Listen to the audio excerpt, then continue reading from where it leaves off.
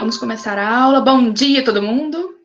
Então, a gente vai falar agora algumas perguntas pra vocês responderem lá no chat para mim bem rápido, tá? Bate pronto. E aí vocês vão falar para mim o que são orixás. Bora, tempo! Responde lá. O que são os orixás? Bora, João. Bora, Menezes. Bora, Nalara. Bora. Cadê todo mundo? Aparece aí. O que são orixás?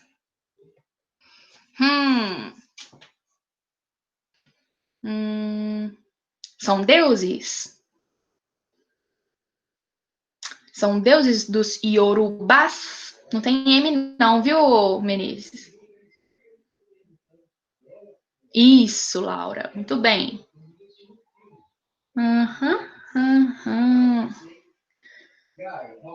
Isso, tem acento no A ainda, tá, ô cabeção?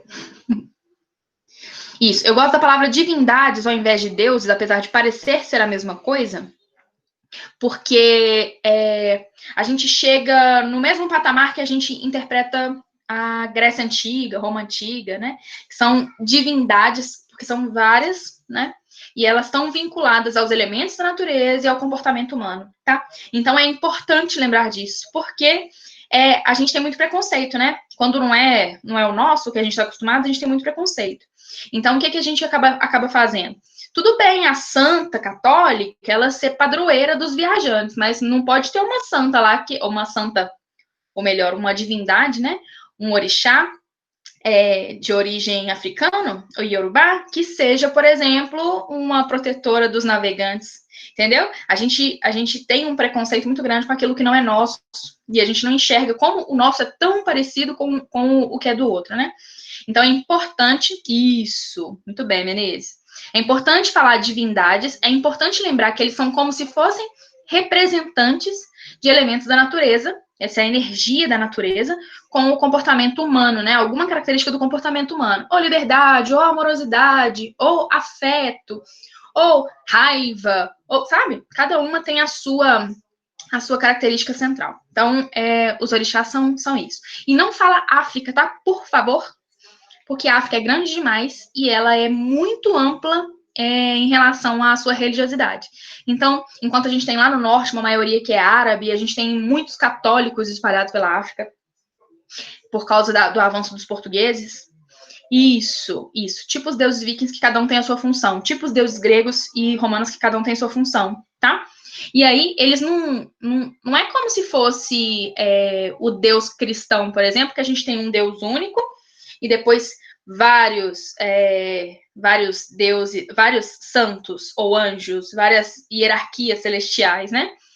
E aí a gente vai ter lá entre os professora, você tá falando do Arthur, ele chegou aí. Aê, Arthur! Muito bom, tem que puxar a sua orelha. Vamos lá. O Arthur enviou mensagem para Ivana, aparentemente, né? O Arthur, confirma aí para mim. Eu preciso que você me envie a atividade no EF2. Você está enviando para o EM, pelo que a Kelly me falou. Só confirme. Se tiver enviado para a Ivana, que é história.em@Colégio Piedade, envia para mim. E se tiver com a data de envio anterior a hoje, você ainda tem as pontuações integrais. Se for de hoje para lá, se você não for reenviar, se você for só enviar, aí não é pontuação integral mais não, beleza? Então, fica atento aí, porque o meu e-mail é F2, porque eu dou aula do sexto à primeira série, tá? Pois é, Arthur. Então, envia lá no e-mail isso aí, João. Envia no e-mail correto, reenviando para eu ver a data que você enviou para ela, para não dar ruim, beleza? Show. Então, vamos lá. Então, os orixás a gente já fechou. Então, a gente conseguiu entender esse perfil. É bem característico mesmo. É bem parecido com o dos deuses gregos, por exemplo, que eles têm uma energia de criação anterior a esses deuses orixás, né? Eles têm o Olodumaré, que é o principal, né? Que seria esse criador, e depois vão surgindo os orixás. É como se fosse mesmo uma ideia que a gente tem de criação de anjos, né? E etc. Então, a gente vai ter os orixás como divindades da cultura e religião iorubá, que vão influenciar no comportamento humano e são fruto da característica humana com alguns elementos da natureza. Pronto, fechamos, tá? Uma outra coisa, por que eu não posso, vai respondendo no chat, tá? Por que eu não posso dizer que macumba é uma prática das religiões afro-brasileiras? Tempo. Bora! Por que eu não posso dizer que macumba é uma prática das religiões afro-brasileiras? Não é uma maldição, certo, Amanda? E aí, o que é, então? Ih, rapaz, é um instrumento musical. Boa! Macumba é um instrumento, é um tambor. O que o branco preconceituoso, crítico da religiosidade da galera que era da África no início da colonização começou a fazer, né? Ele começou a observar aqueles cânticos, observar a manifestação artística e cultural. Não, ele não é reco-reco, não. Ele é tambor mesmo. Ele é um tambor, só que ele tem uma sonoridade diferente. E aí, eles passavam na frente dos terreiros que estavam rolando as cerimônias e rituais de Umbanda e Candomblé, e eles ouviam a música e falavam assim, é macumba, ó. E aí ficou. E o que começou a acontecer? Toda e qualquer prática ou manifestação religiosa dos afro-brasileiros começou a ser taxada de macumba e a ser vista como uma coisa negativa. Então, por exemplo, aí a gente tem palavras diferentes, tem despacho, ritual, oferenda, tem muitas coisas diferentes que acontecem realmente nas religiões de matriz africana. Mas nada disso se chama macumba. Macumba é o tambor, certo? Então, se eu, branca, cristã, chego lá dentro de um centro ou de um terreiro de candomblé, umbanda, e eu falar assim, faz uma macumba pra mim aí. Gente, macumba, o cara vai começar a tocar tambor pra você. Ele vai olhar pra sua cara, vai te chamar de ridículo, falar que você tá completamente equivocado, e não vai entender nem sequer a sua forma de enxergar a religiosidade dele. Além do que, isso ficou caracterizado como uma coisa negativa, beleza? Então, beleza, tudo bem você acender a sua velinha na sua casa, tudo bem você colocar o seu santo de cabeça para baixo num copo d'água, mas colocar uma oferenda ou um despacho numa encruzilhada tá errado, entendeu? Então, isso é criticar as manifestações de fé dos outros. Por exemplo, no culto a Iemanjá, a gente vê muito aqui manifestações na Pampulha, né? Tem um dia do ano específico que reúne uma galera lá na Pampulha, como a gente não tem mar, né?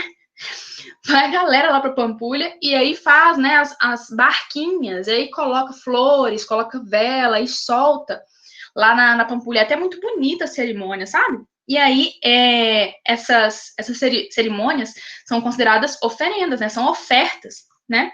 E aí, toda religião, ela vai ter os seus ritos. A diferença é, a gente critica o rito do outro, né? Então, isso, a tal da galinha preta, da cachaça. Mas qual que é a questão, gente? Por que ficou tão mal visto, né? A galinha preta, a cachaça, a farofa e essas coisas que a gente vê em oferendas, são historicamente construídas pelos escravos, né?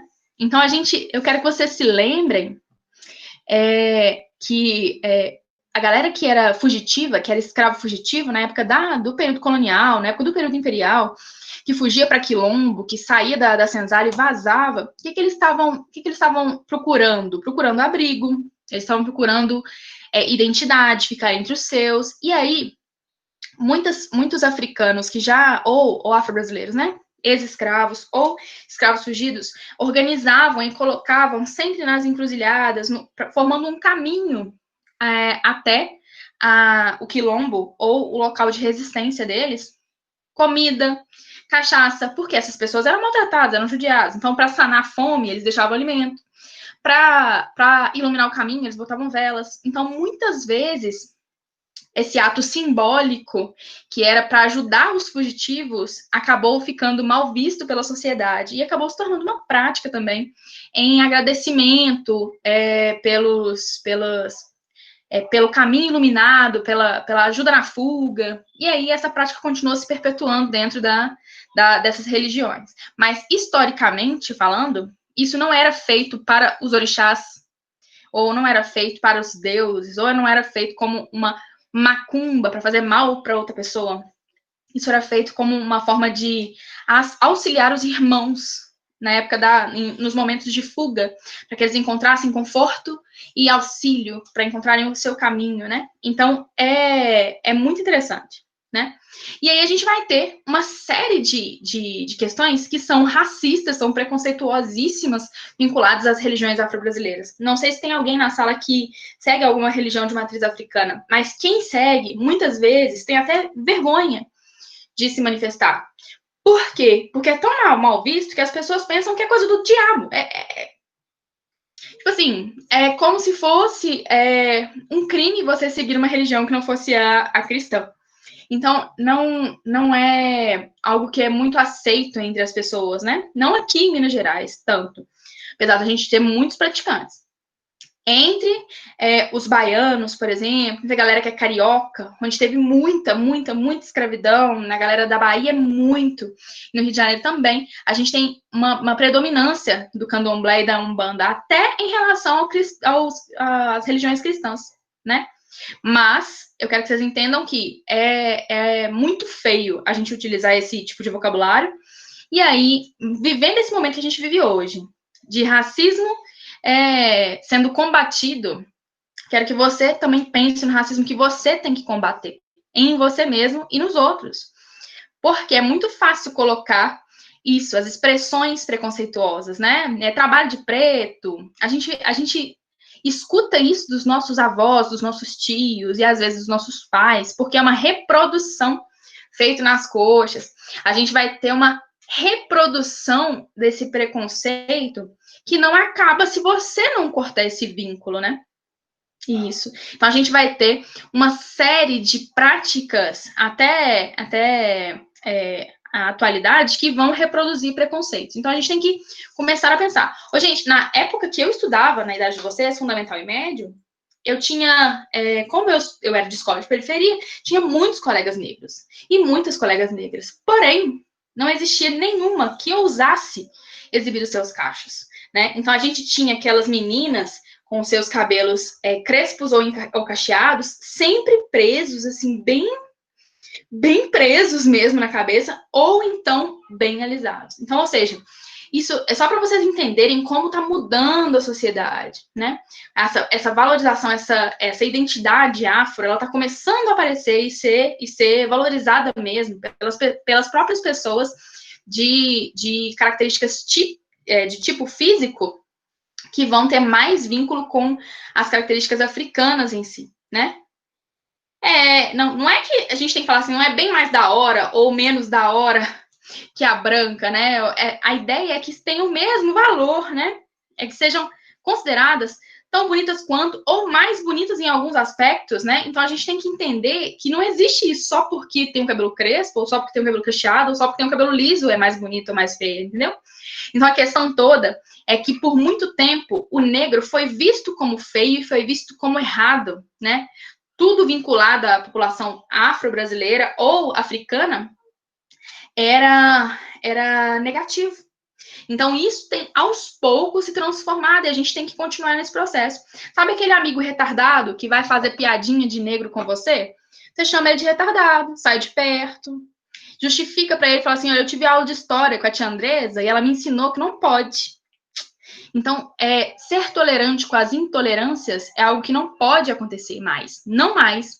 E dá para perceber que não dá para acontecer isso mais com as manifestações que estão acontecendo, né? Nos Estados Unidos, no Brasil e no mundo, né? A gente teve vários momentos em que a população africana... Oi?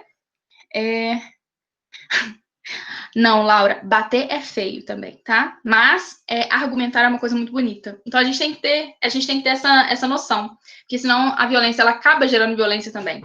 Você não pode ser tolerante com o racismo nem com as intolerâncias. E isso chama de retardado mesmo, eu deixo, tá? Não, isso não.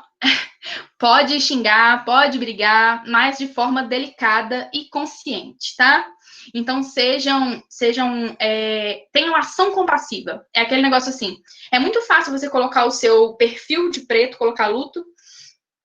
É muito fácil você começar a colocar as frasezinhas, quais são?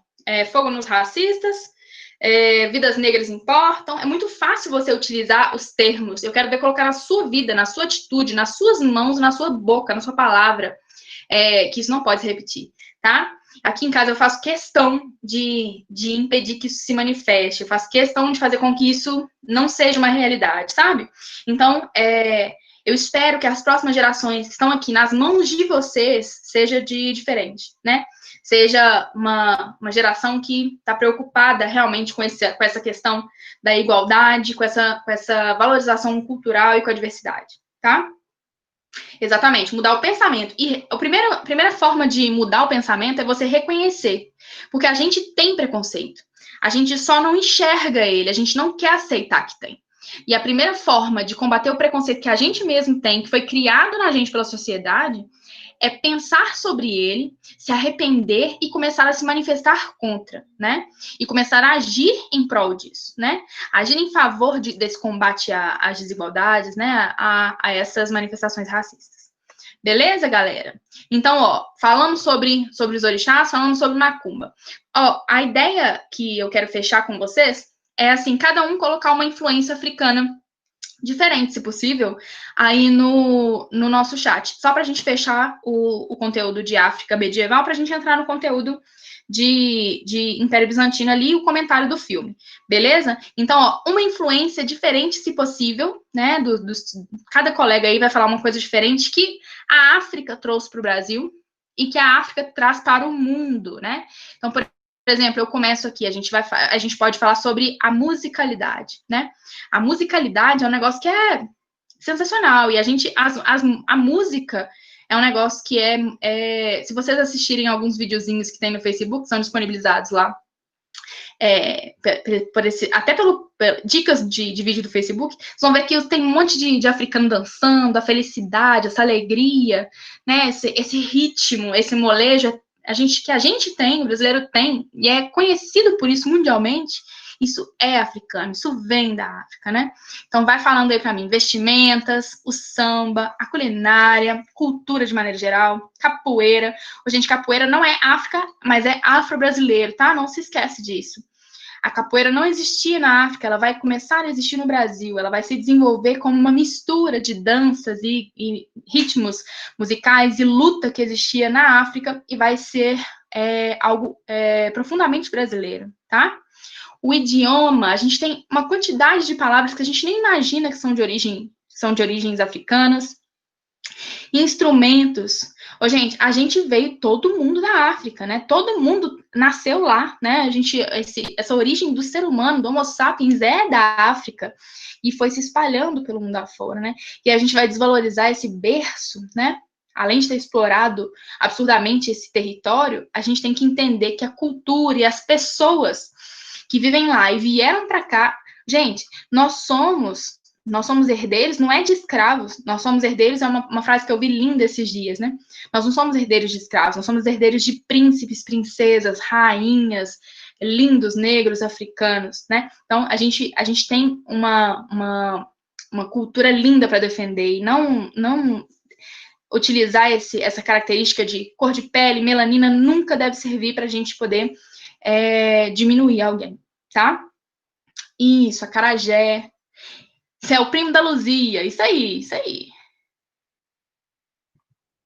Tem a questão genética, né? Gente, o corpo em si, que a gente tem aqui no Brasil, é um corpo miscigenado, né? Ele é um corpo que traz influências da negritude, traz influências dos nativos indígenas e traz influências europeias. Certo? Então, não existe como fugir. As religiões estão aí, né?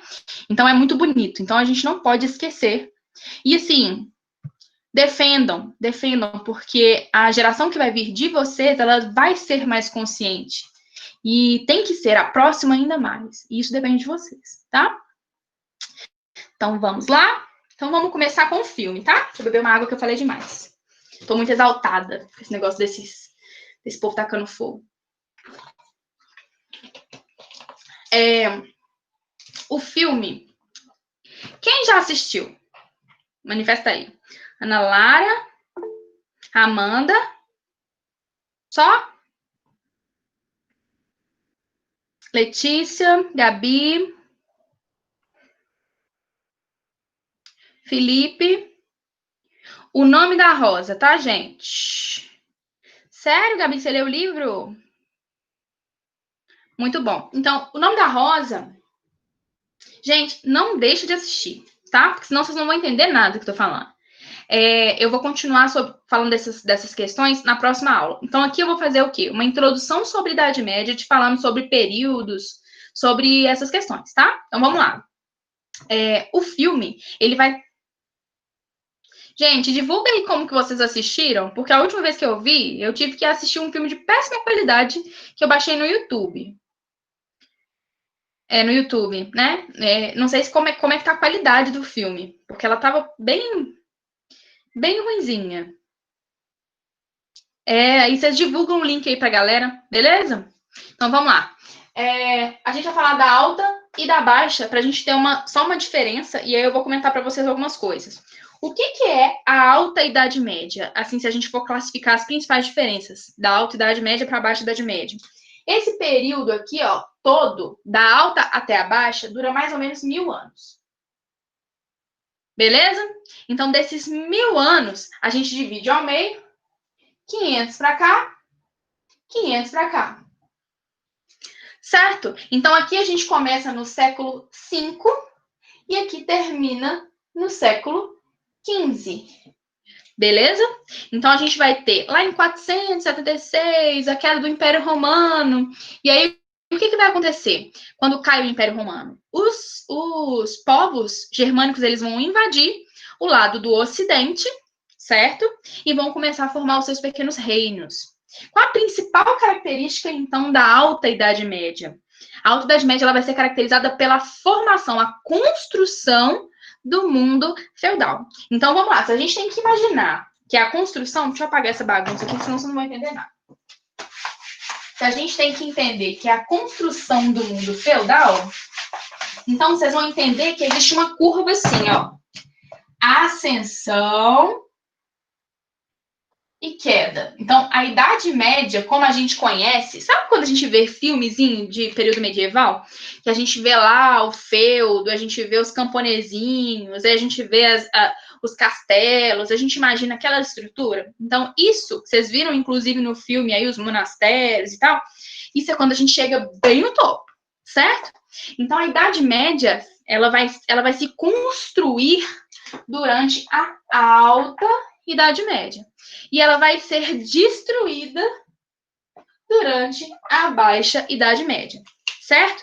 Então, essa estrutura que a gente lembra dela, com castelo, com rocinhas, com camponeses, com princesas e etc., essa nobreza e tal, ela está sendo construída durante a Alta Idade Média. Aí, quando ela chega aqui nesse período, no topo, ela se mantém ali durante poucos anos e depois ela entra em decadência. Aí, isso é a Baixa Idade Média. Beleza?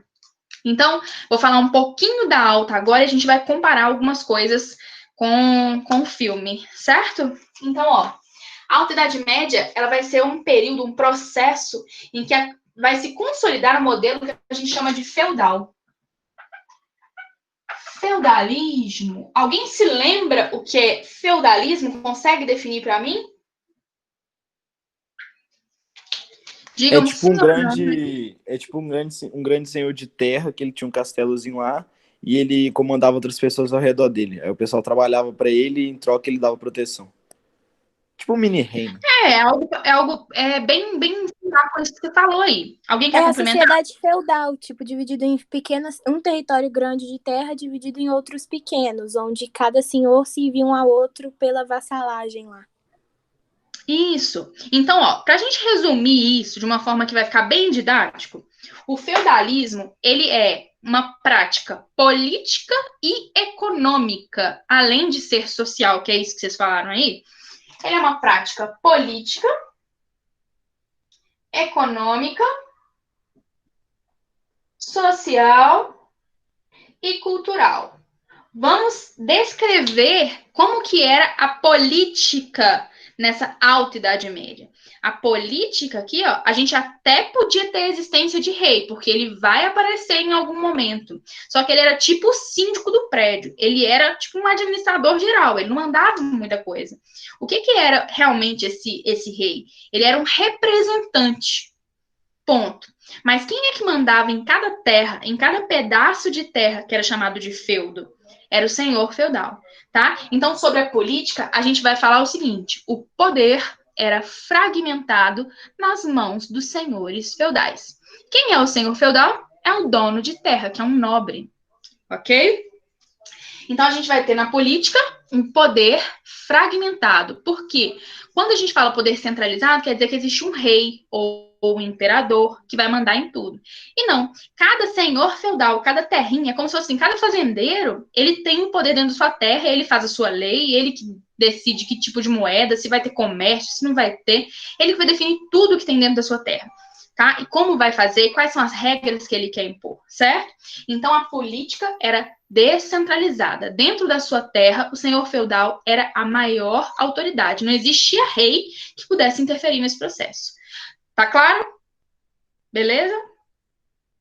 Havia a figura do rei? Sim.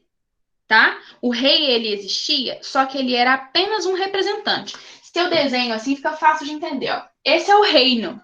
Aqui eu tenho vários senhores feudais com seus feudos. Vários senhores feudais, cada um administrando a sua terrinha. O que é a função do rei? A função do rei é resolver, como se fosse um juiz, se der treta entre dois senhores feudais que fazem parte do seu reino, por exemplo, ou ajudar a organizar uma guerra contra um outro reino, reunindo exércitos, reunindo suprimentos, produzindo armamento, coordenando um ataque. Então, o rei, ele era o representante. Ele não era o cara que mandava na terra. Ele simplesmente era como se fosse um administrador, sacou? Fala. Era tipo, então, igual eu falei, né? Tipo mini-reinos que os senhores feudais comandavam. Isso, né? Então a gente não fala mini-reinos, porque o reino é isso aí. Mas é quase isso que você quer dizer, entendeu? É porque eles tinham o poder absoluto dentro do seu próprio espaço de terra. Então, em cada terrinha dessa, só o senhor feudal manda, só o senhor feudal comanda. Só que o rei, ele era uma pessoa influente.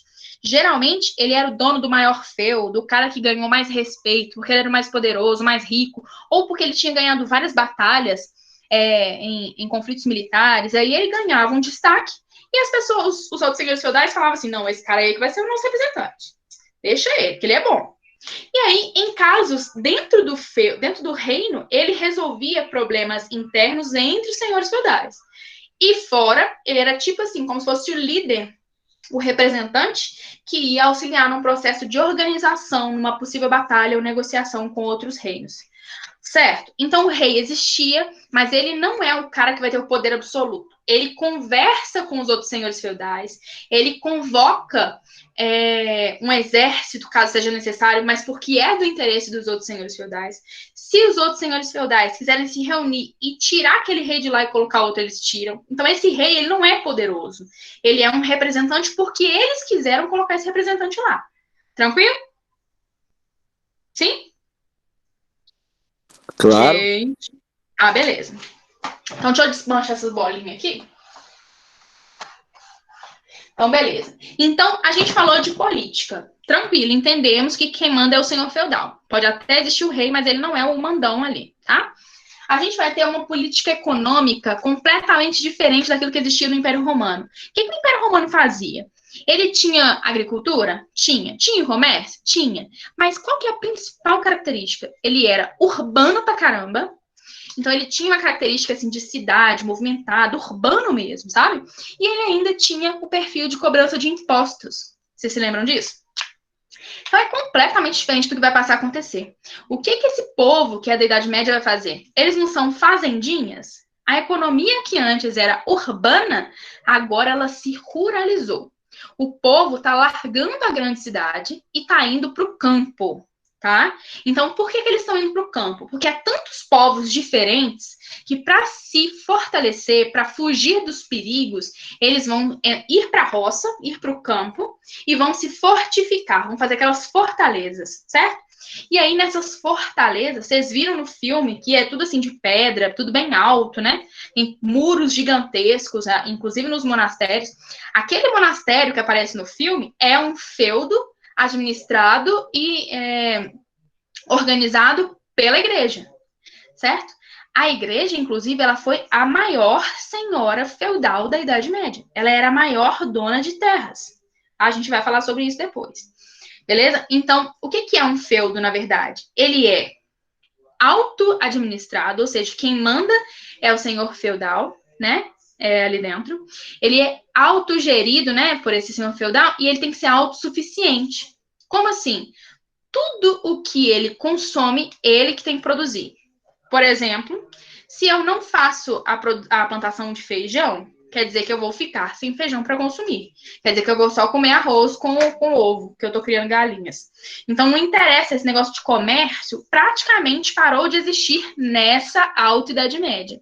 Nessa Alta Idade Média aqui, ó, a galera tá ficando cada vez mais isolada, cada vez mais rural, cada vez mais fortificada, cada um na sua, com medo de ataques de outros povos. Você tem que lembrar que era uma galera que era inimiga, que vivia lá na Europa, na parte norte, ou na parte mais oriental, que foi chegando e entrando no Império Romano. A maioria deles era inimigo, ninguém queria nem olhar para a cara do outro.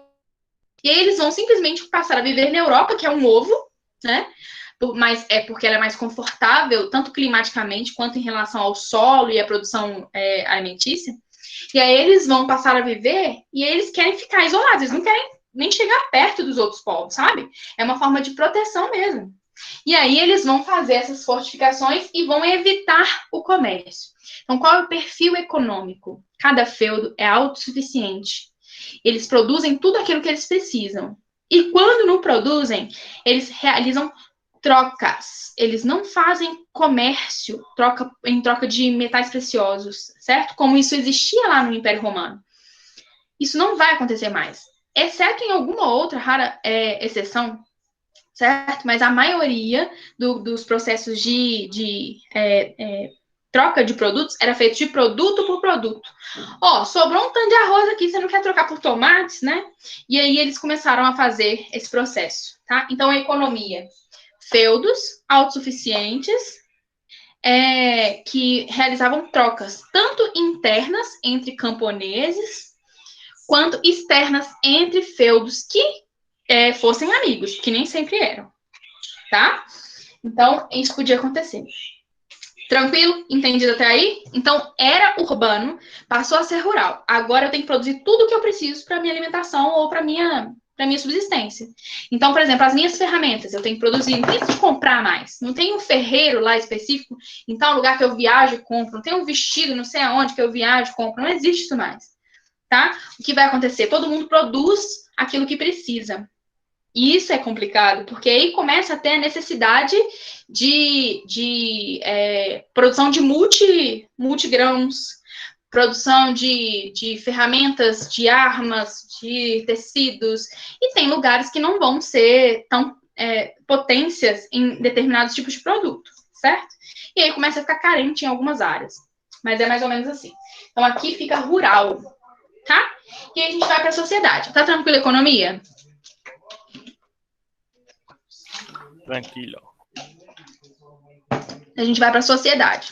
Sociedade é uma pirâmide básica, clero, nobreza,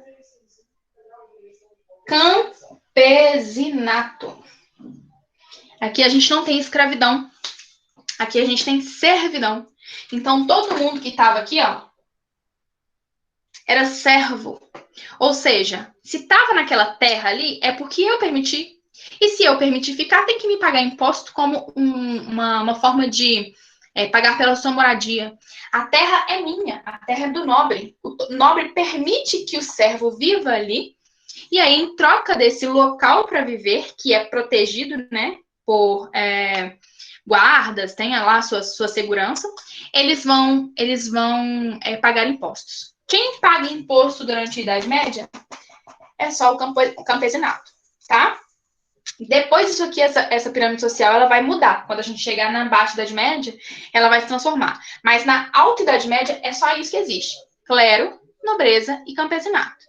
O único que vai pagar imposto é o campesinato, certo? Então, é uma sociedade profundamente desigual, injusta.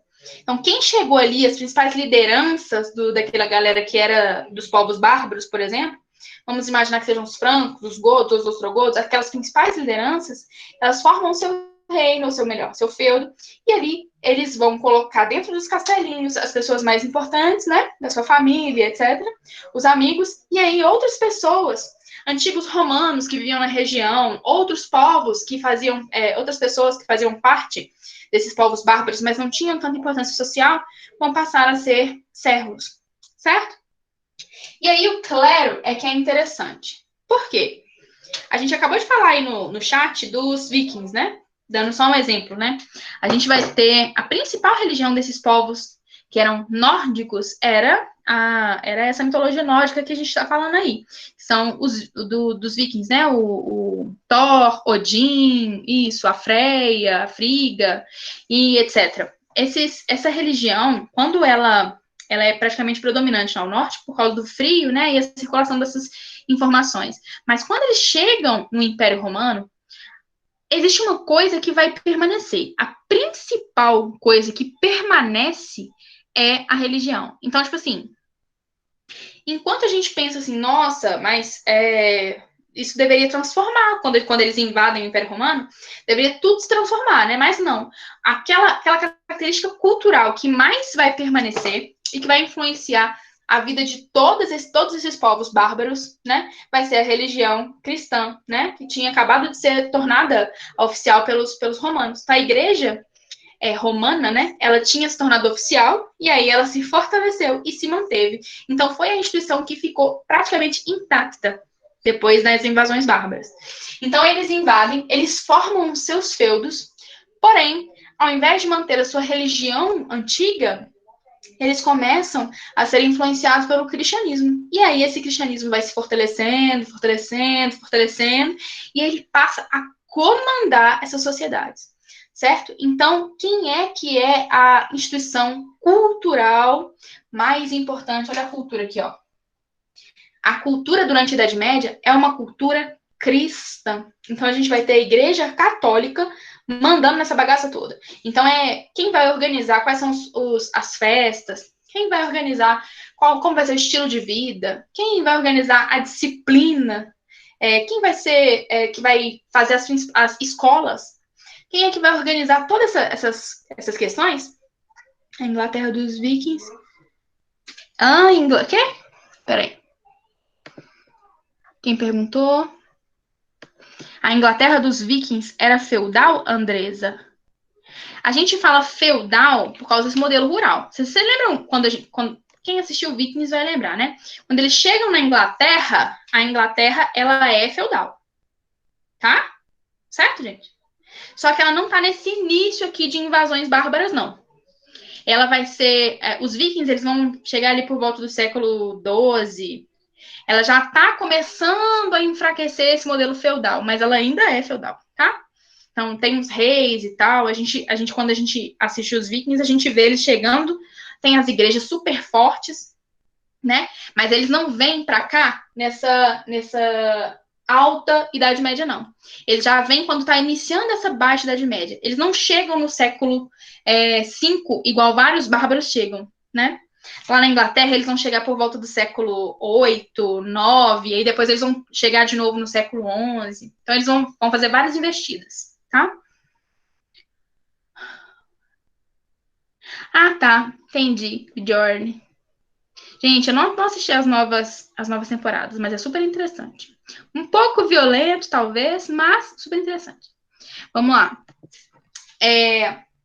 Então, falamos de sociedade, falamos de economia, falamos de política e falamos de cultura. O que eu falei agora, além daquilo que a gente já comentou, que tem a ver com o filme? Meninas, falem aí pra mim. O fato da influência do clero sobre a sociedade, porque tem um trecho do filme, por exemplo, que eles fazem uma espécie de barraquinha, não sei o que é aquilo direito, mas é tipo uma barraquinha, que o povo, as mulheres, enfim, eles têm que chegar lá e dar parte do que eles produzem, do que eles têm para a igreja, como se fosse um portal de entrada para o céu. Eles falam, eu até peguei essa parte, eles falam assim, por tudo aquilo que dará na terra, receberá 100 vezes no céu. Foi o que mais eu vi da representatividade da igreja. Super marcante, né? E vocês viram que aparece uma galera que eles chamam de selvagens, né? Que são pessoas que vivem soltas, não vivem no feudo. Aí, mas como é um feudo religioso, as pessoas vão lá e vão fazer vão pedir alimento ou vão fazer oferendas, né? Tem um momento que aparece isso. Inclusive, a Rosa, que é a menina, né, que aparece no filme e vai meio... Ah, não posso contar. Enfim. A Rosa que aparece no filme, ela é uma dessas selvagens. Ela nem sequer desenvolveu linguagem, né? Então, a gente vai ter... Olha para vocês verem como é característico. A gente vai ter dentro dos feudos esse modelo organizado, bem administrado, da igreja, disciplina, tecnicamente, né? Alimentação, tudo bem regradinho. E aí, fora do feudo, é como se fosse muito perigoso, é como se fosse...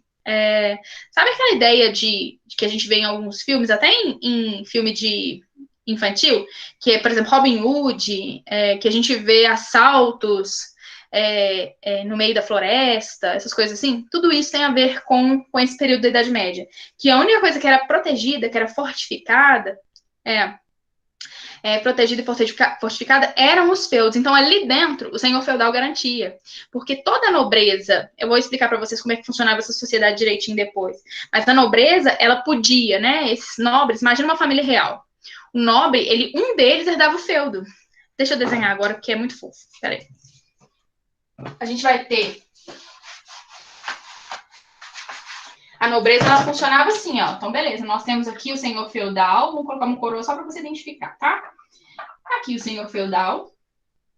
A esposa dele. A gente vai ter a senhora feudal. Beleza? Aí a gente vai ter aqui 2 menininhos. Não, 3 menininhos.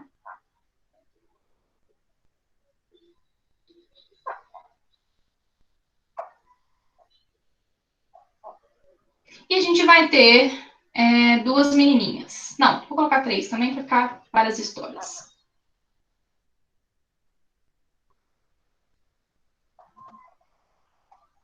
Gente, é muito trabalho para desenhar boneco de palitinho. Beleza.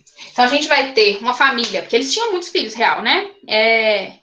Então, eles tinham uma família geralmente grande. Pelo menos era o padrão. Morria muita gente, porque a medicina era ridícula e eu vou passar outro filme para vocês depois. A medicina era ridícula e a alimentação era péssima também. Então, a gente vai ter muita gente morrendo nesse período. Aí a gente vai ter, por exemplo, aqui o senhor e a senhora feudal que estão comandando o feudo. Beleza, tudo bem. Eles administram esse feudo, eles são os governantes, certo? Eles são nobres governantes. Beleza. Esse primeiro filho homem aqui, essa menina aqui é mais velha, mas é mulher, né, gente? Mulher é um negócio que não serve pra nada, né? Vamos combinar. É o que eles imaginavam, tá, gente? Então, os meninos, quando era menino, né, primogênito, ele herdava o direito de comandar o feudo. Então, ele acabava se tornando depois o que o papai era o governante. Normalmente, ele não tinha muita escolha, não. Então, esse primogênito, ele se tornava o dono do feudo e o governante. Mas e o resto? E essa renta aí? Quando o William chega no monastério, o que, gente? Quando o William chega no monastério, por exemplo, ele tem que se lavar como se fosse purificar do mundo afora. Porque é como se fosse um mundo de perdição mesmo. A igreja, ela faz uma lavagem cerebral na cabeça das pessoas. A Idade Média é um período em que a igreja, ela constrói a imagem do diabo, ela constrói a imagem do inferno, e tudo isso vai fazer... Por que eles fazem isso? Eles fazem isso para poder promover a disciplina, poder promover a ordem, poder organizar o comportamento das pessoas, né? E aí vocês vão ver como a igreja ela era corrupta nesse momento. E aí dá para ver até por isso aqui que eu vou explicar agora. Então, ó, esse cara aqui vai ser o governante. Aí, o que esse cara aqui vai fazer? De duas, uma, tá? Ele vai ser, para permanecer nobre, tá? Ele vai ser um cavaleiro. O que é ser cavaleiro? É participar do exército, tá? Então, ele participa da defesa, segurança. Então, isso aqui é a segurança do período feudal. Então, quando você era nobre, você tinha essas duas opções. Ou você governava, ou você era cavaleiro. E isso trazia prestígio, era honroso e etc. Né? Vocês devem ver isso em vários filmes aí. Não preciso nem comentar muito. Né? Os filmes de princesas, então, são maravilhosos para entender isso. Aí a gente vai ter esse outro ser humaninho aqui, ó. Ele não ia herdar mais o trono, né? Não é bem o trono, né? Mas as terras, né, do senhor feudal. Ele tinha a opção de ser cavaleiro, né? Mas ser cavaleiro é um negócio meio, assim, traz honra, traz prestígio, traz mulheres e etc, que era interessante para eles. Porém, é um negócio que você pode morrer depois de 1 minuto que você tá em batalha, né? Meio perigoso. Então, o que vários deles optavam por fazer? Já que tinham dinheiro, entrar para o clero. Então, eles compravam, eles eram nobres, eles compravam cargos importantes dentro da igreja. Olha que coisa maravilhosa, não é mesmo? Então, a gente vai ter um processo de entrada de pessoas que não eram assim lá bem iluminadas pelo dom divino de ser eclesiásticos, vamos dizer assim, né? Então, eles entravam porque eram ricos. E eles subornavam, e ao invés de entrar lá com um padreco, assim, bem, bem simples, né? Aquele vigário lá de porta de igreja. Não, ele entrava já com um bispo, porque ele tinha muito dinheiro, né? E ele dava riquezas para a igreja em troca desses postos. Então, isso foi fazendo com que a igreja fosse se tornando cada vez mais corrupta, porque os caras que entravam eram desse nível aí que vocês estão vendo. Certo? Então, muitas vezes, eles não falavam nada com nada durante a missa era em latim, de costas, as pessoas nem sabiam o que estava acontecendo, não tinham acesso à Bíblia, como tem hoje, então elas ouviam o que esses padres estavam falando e aceitavam tudo, e normalmente não era uma coisa muito interessante, tá? Aí a gente já viu os homens, tudo bem, né? As mulheres, então, a mulher, ela vai ter algumas possibilidades. Uma delas é casar com um outro nobre. Por isso que tem o negócio do casamento, né? A festa de 15 anos que você sempre sonhou. É para isso aí, minha querida. É para te apresentar para a sociedade, para que os homens possam concorrer pela sua mão. Quem já assistiu Valente aí, né? A gente vai ter o baile de apresentação para as pessoas, né? E aí a menina, ela tinha várias opções, várias, né? Vocês vão ver agora. A primeira delas, ela se casar com um nobre. Então, casamento arranjado. Era um casamento arranjado. Não é por amor verdadeiro, tá, gente? Então, esse casamento era com alguém que importasse. Ou era para fazer uma junção de duas famílias importantes, ou era porque o cara já ia se tornar o dono de um feudo e precisava de uma esposa para poder ter filhos, e etc, etc. Enfim. Então, a mulher, ela era jogada num casamento arranjado. Aí, a outra mulher, ela podia ser freira. Só que a diferença do padre para a freira, principalmente na Idade Média, era absurda. Porque a freira, ela vivia apenas em clausura. Ela vivia lá trancadinha. Vocês viram que a Valente foi fugir da regra, né? Acabou virando urso. Pois é, não façam isso, né? Na Idade Média, o povo tinha mais ou menos essa mentalidade, tá? A pessoa que virava freira, ela ficava enclausurada. Ela não via mais a família, não existia mais família para ela, né? Então, era um negócio muito fechado, enquanto se tornar padre era uma coisa ok. Porque, inclusive, durante o filme, vocês vão ver que eles praticavam diversos atos não muito lícitos, certo? Então, tanto em relação à sexualidade, quanto em relação à pujança de alimento, né? Que eles podiam comer até se esbaldar. A igreja era podre de rica, gente. Porque vocês vão perceber que as pessoas, por medo de ir para o inferno, por medo daquilo que os padres narravam durante as missas, elas acabavam doando muito das suas vidas para as pessoas, sabe? Então, o coração de boi, né? Então, para não ir para o inferno, elas faziam aquilo que a igreja comandava. Então, esses padres, o padre, ele fica ou no monastério fechado, ou ele fica indo, que é o clero secular, que ele vai ter contato com as pessoas, né? Que vocês devem ter visto essas duas pessoas. E aí vai acontecer isso, eles vão explorar, eles vão utilizar dessa característica para poder se dar bem na vida. Então, a freira não, ela ficava lá enclausurada. Então, papai não quer casar, então você vai virar freira. Tá? A mulher era um estorvo quase, né? Porque não era algo interessante. Se, por exemplo, o pai não tivesse filhos homens e a menina fosse casar para poder governar o feudo, seria o marido dela que governaria. Então, isso não era interessante para o senhor feudal, porque o nome dele não ia mais seguir a linhagem, entendeu? A linhagem seria do outro cara. E a outra opção era fugir e se tornar selvagem, né? E isso não era interessante para uma mulher naquele momento, porque vocês devem imaginar que se hoje as pessoas agem de forma animalesca com mulheres que vivem uma vida no século XXI e tá tudo bem, né?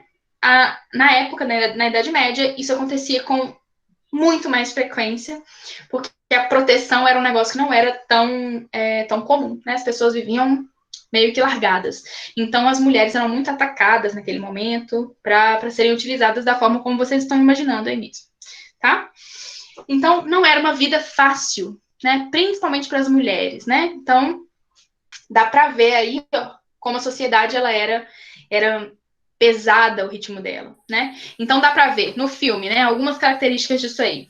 Dá para ver as pessoas selvagens, a fragilidade dessas pessoas selvagens em relação à alimentação, em relação à higiene, né, e etc. Dá para ver como a igreja queria comandar tudo. Dá para ver que eles tinham o domínio de uma biblioteca gigantesca com infinitas informações, mas eles bloqueavam esse conhecimento. Dá para ver essas características. Dá para ver a fortificação, ou seja, o estilo rústico e de se viração, eles tinham que se virar, né? Eles tinham lá que pegar água no próprio poço, eles tinham lá que fazer seu próprio vinho, e assim por diante. Então, eles tinham que produzir tudo aquilo que eles queriam consumir, né? E aí dá pra ver isso no filme. E dá pra ver também o combate às heresias, né? É nítido isso. Então, vocês vão ver que isso vai aparecer no nosso conteúdo também. A Inquisição, os julgamentos da religião, né? Então, todo mundo... Era assim, você não tinha medo só de ir para o inferno, não. Você tinha medo de ser queimado na fogueira, de ser enforcado, né, de ser torturado pela Santa Inquisição, né? Então, haviam vários processos meio traumáticos. Então, você tinha que ser muito obediente, né? A igreja era que mandava, você tinha que obedecer e ponto, tá? Então, a Alta Idade Média, ela é a construção disso que a gente falou. Então, por exemplo, não é assim, de repente, os bárbaros invadiram e começou a ser assim, tudo ficou rural, agora todo mundo segue a Igreja Católica, aí agora a economia é só de troca. Não, esse processo de 500 anos que durou a Alta Idade Média, né, é um processo de construção do feudalismo. Então, esse modelo que eu tô falando, de ruralização, de fechamento mesmo, de formação dos feudos, de fortificação, da sociedade construída dessa forma, isso foi, aos poucos, se construindo. Certo? Então, a Alta Idade Média, ela é a construção desse modelo feudal. Enquanto a Baixa, que a gente vai estudar só depois, é outro capítulo, o capítulo 10, ela é a queda desse modelo, tá? E aí, dessa a gente não vai falar agora não, senão vocês vão ficar tudo embolado. Tranquilo? Gente, deu para entender? É muita coisa, né? Sim, Claro, né? Teresa. Deu para entender? Tá de Sim, boa? senhora. Então, vocês vão ver que o roteiro de vocês... Aqui, ó. Vou apresentar agora. O roteiro de vocês... Tá vendo o roteiro? Sim? Gente, Sim. fala aí. Esse roteiro aqui, ó, eu pedi para você ler, assistir a aula ao vivo, que era esse fechamento, introdução à Alta Idade Média, né? E aí você vai realizar as atividades do capítulo 9. O que acontece? E as atividades online, tá? Não, claro que você vai ter dúvidas em relação a isso, que a gente não falou sobre o Império Bizantino e nem sobre o reino dos francos, especificamente, porque foi necessário fazer uma introdução. Mas se você fizer a leitura, fica tranquilo de fazer as atividades, e aí a gente vai entrar na próxima aula, que vai ser provavelmente na próxima terça-feira, já corrigindo algumas delas que são interessantes para a gente falar sobre esses dois tópicos, tá? Que é Império Bizantino e como fala? E o Reino dos Francos, que acontece justamente na Alta Idade Média, certo? O Reino dos Francos, gente, é só um exemplo de lugares, um reino desses todos que se formaram e que é o que mais deu certo. Então, por isso a gente usa ele como exemplo, tá? E a gente vai falar dele na próxima aula, beleza? Façam esse relatório aqui para mim, ó. Guarda esse relatório para enviá-lo posteriormente, assistindo o filme, tá? Comparando ele com o capítulo 9, porque eu vou cobrar depois e ele pode ser avaliado, beleza? Ok, garotos? Claro, minha linda. Meninos, acabou! Gente, então, tecnicamente, para nós, é até semana que vem. Bom descanso para vocês.